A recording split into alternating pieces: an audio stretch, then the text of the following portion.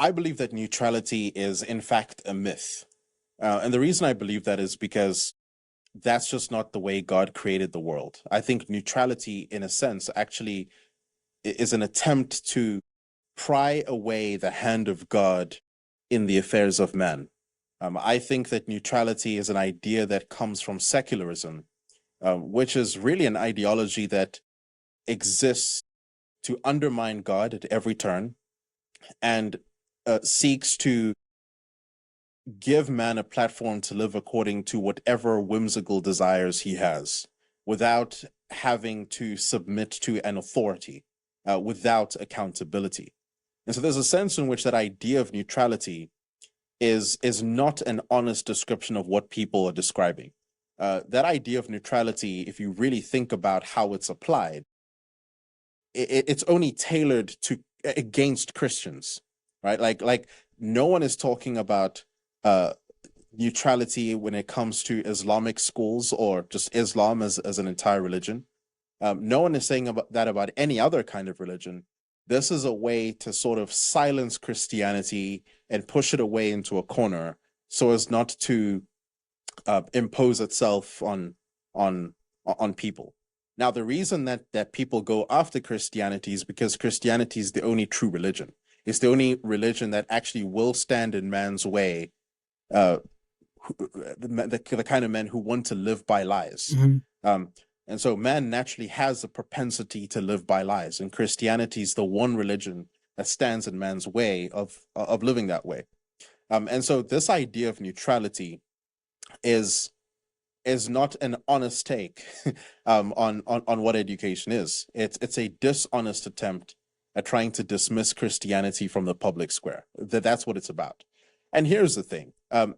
In reality, there is no such thing as a neutral world.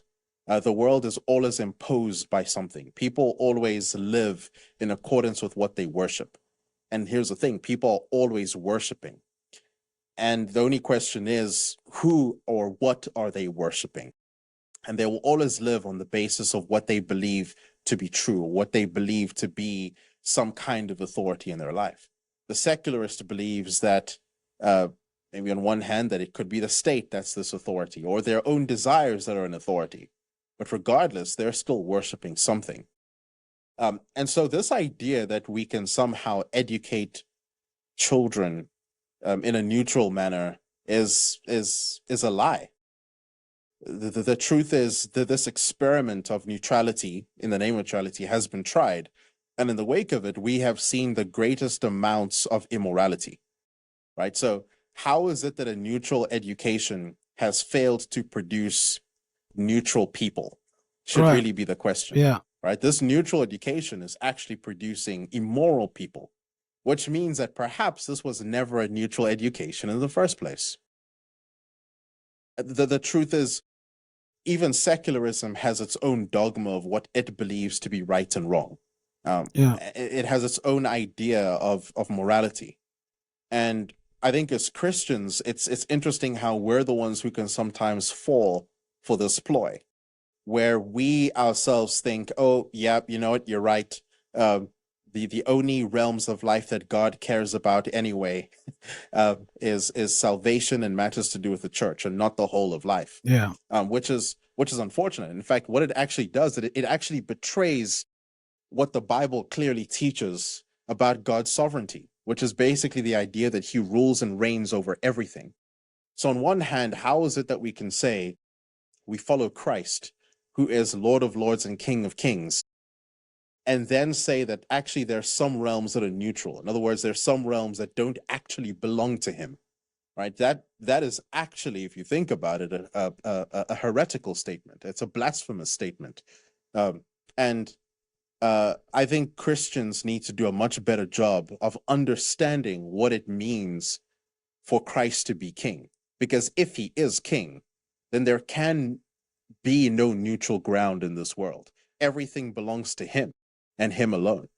And I think if we can understand the implications of Christ's sovereignty, we'd be much better equipped to reclaim education and wield it the way that it was created to be wielded, as a means through which we glorify God and enjoy Him forever. Like that's the goal of education. And God's enemies want to achieve the very opposite. They want to steal, they want to kill, they want to destroy. God's enemies don't really care about neutral ground. They care about destruction. They care about defying God at every turn. And we would be the foolish ones to believe that they just want equal footing. They want a world of tolerance. They want some world of neutrality. Because firstly, that kind of world doesn't exist. And secondly, that's not really their intent. That's not really their goal. And we need to wake up to that reality.